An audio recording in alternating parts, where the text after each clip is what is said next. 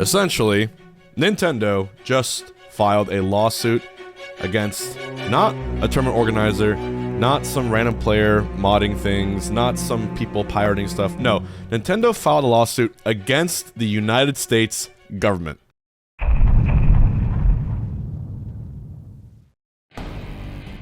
This is not a cease and desist. This is not a strongly worded letter like they're known for. This is a full-blown lawsuit in federal court. Institutions they are suing are the U.S. Treasury Department, Homeland Security, and Customs and Border Protection. And when you look more into the facts and really start to dig in, you might realize that, strangely enough, Nintendo might be one of the most justified companies that should be doing this. And I don't say that lightly. But there's a lot more happening than the headlines say, so I'm going to go ahead and do a little bit of a deep dive and give you more of the details that you might not be aware of. In February 2025, President Trump started using the IEEPA. This is known as the International Emergency Economic Powers Act. With it, he was able to slap on tariffs on basically anything or any country that he chose. Mexico, Vietnam, Japan, China, Canada, there was a bunch that he did. I'm sure you've seen the headlines. The thing is, this law was actually made in 1977. It allows the president to block transactions during a national emergency or times that it's much more needed for. But the issue is, he was the first president to use it to impose national tariffs. Before Trump, no one had actually used that to impose national tariffs. Basically, these tariffs were at the 10% baseline, but for China, it went all the way up to 14.5%. That is unprecedented, by the way, in terms of just a trade war. Now, I might be wondering, okay, isn't Nintendo a Japanese company? What do the tariffs in China have to do with this? Well, the world is very interconnected, and of course, Japan outsources their manufacturing in China. So when you think about Joy-Cons, Switches, Pro Controllers, anything that's made there, they all get taxed on the way into the US. They hit Nintendo with these tariffs probably at the worst possible time for the entire company. Nintendo did their Switch 2 reveal on April 2nd in 2025. And as you remember, on the exact same day, Trump did the Liberation Day tariffs. So when that happened, Nintendo actually delayed the pre-orders that were supposed to start on April 9th. And in their quote on their press statement, they said they needed to assess the potential impact of tariffs and evolving market conditions. So essentially, they were saying that we need to probably go back to the drawing board and reprice this so we're not losing money every time we send. Not even like lose money, but of course lose tons of potential profit that they were anticipating to make. So now that you have the timeline, here's the impact that it actually caused. So the Switch 2 launched at $449 on June 5th. Doug Bowser, which, I mean, I love that guy's name. Anyways, Doug Bowser, the president of Nintendo of America, he went on record claiming the console price was not set because of tariffs. Obviously, after today's news, we don't know if that was necessarily true or not. The part that made it really evident was that the accessories were the ones that immediately went up in price. Pro Controllers jumped from $80 to $85, Joy-Cons went up $5, the dock went up by $10, and essentially, in August 2025, after this all was said and done, they then upped the price of the original Switch. Now, these little increases in dollars don't seem like too much for the consumer. An extra $5 or even $10 usually won't dissuade people from buying accessories, let alone the console itself. But the issue is, in doing so, this kind of set a weird precedent, right? They eventually made another press release and they put out this statement. Nintendo said, the future price adjustments for the Switch 2 itself, games, and even Nintendo Switch Online may be necessary. When this happened, you realize that Nintendo wasn't the only one privy to this tariff war. Soon afterwards, Sony raised the price of the PS5. Even Microsoft raised the Xbox price so high that it caused a 70% drop in sales during the holidays. And that was Microsoft with their Xbox, a 70% drop. The PS5 was also down 40%. Trump, using this law that was technically legal but in a weird gray area, kind of destroyed temporarily the entire gaming hardware market. When you look also at what people have predicted, especially the Consumer Technology Association, they said back in late 2024, tariffs could raise gaming console prices by up to 40%. Now, you might think this caught everyone blindsided, but Nintendo, being in the game for as long as they have, they were more intelligent than you might think. They actually saw this coming years ahead. And in doing so, they actually stockpiled hundreds of thousands of Switch 2 units in the US before the tariffs had actually hit. So before they let Trump do whatever he's doing, they said, ship as many of these as possible into the US, keep them there so we can at least make some kind of profit on these. At the same time, they had also been moving their production away from China and Vietnam since 2019, little by little, taking more and more away from there. But the problem with Microsoft and Sony was that they still had their manufacturing in China. Sony was roughly 70% based in China for the manufacturing. So Nintendo, even though they played their hand pretty well, they still got hit pretty hard.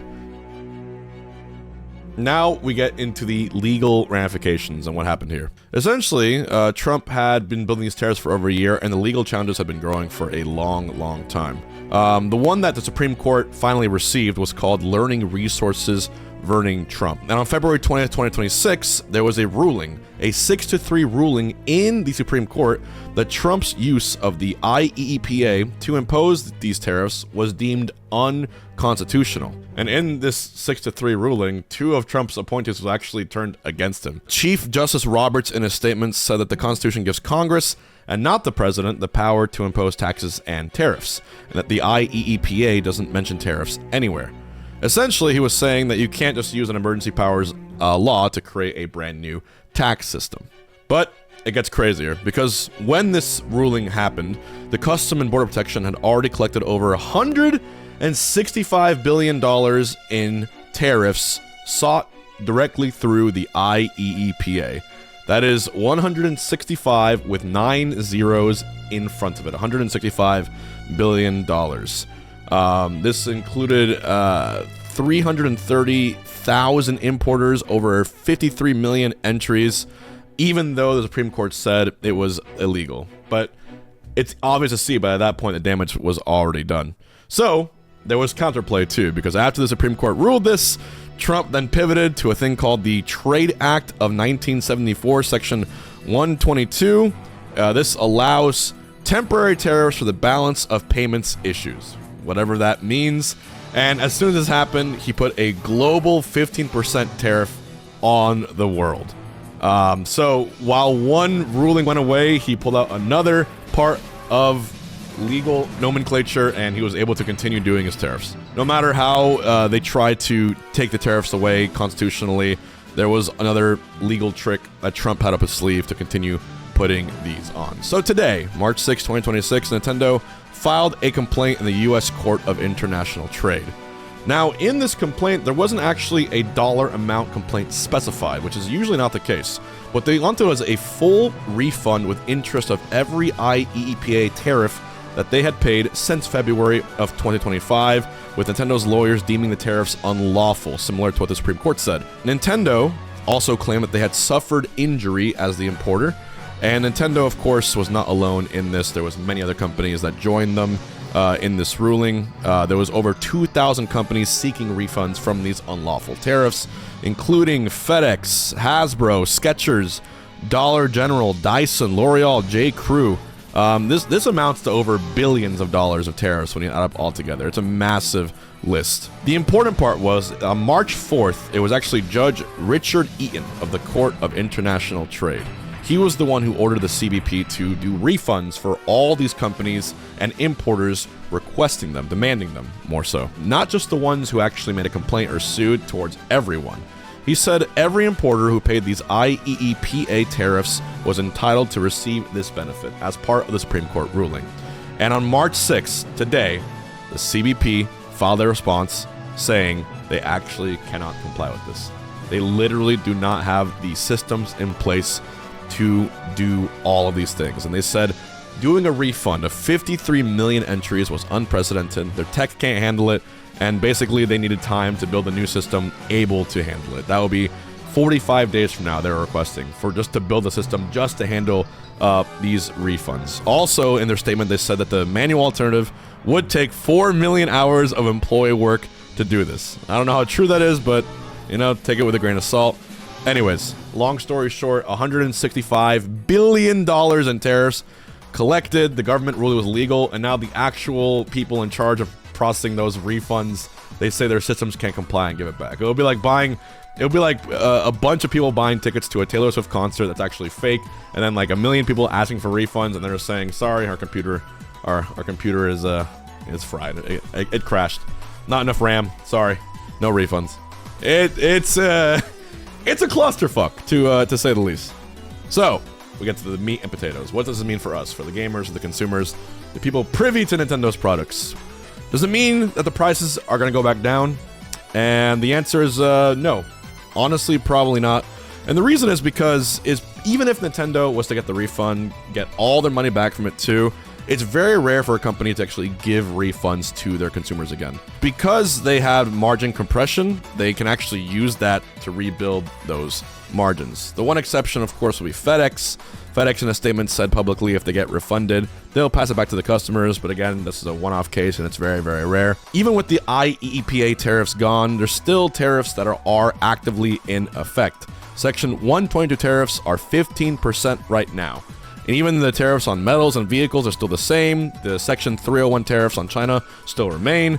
And the average tariff rate dropped from about 17 to 9% after the Supreme Court ruling. So technically, that was a help. That was definitely a drop in the tariffs. But the 9% tariffs, just so you know, is the highest that it's been since 1947, right after World War II. So you have to think about how unprecedented this is. And there's one more thing we need to address. With all this happening, there is the AI boom. There is a global RAM shortage as a result of the AI boom. They're gobbling up every single memory chip. They're taking all the space they can.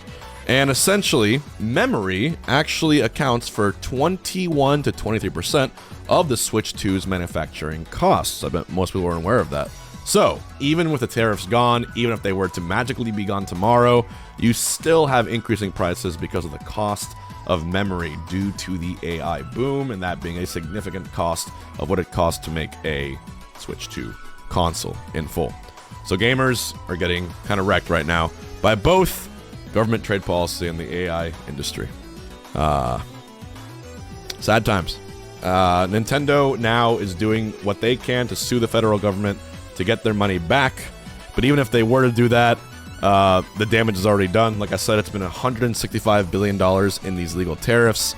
Over 2,000 companies slapping down lawsuits. The Supreme Court doing their best to hedge the powers of the president. And of course, the government also admitting that their own computers can't handle refunds back to these companies as well. And by the way, this is all with Nintendo doing their best to avoid this issue. Even when they sent hundreds of thousands of Switches to the US before it even happened, they were still getting hit very hard by these tariffs, even after stockpiling as much inventory as they could. So they lost their money and now they're going to court to get it back. It's one of the first times I've seen Nintendo actively get involved in a lawsuit with any government, let alone the United States government, especially in these crazy times. Let me know if you think they'll win, if they'll lose, if the Nintendo ninjas have been training for this moment and gonna get their things back. We'll find out. But as always, guys, thank you for watching. Stay hungry.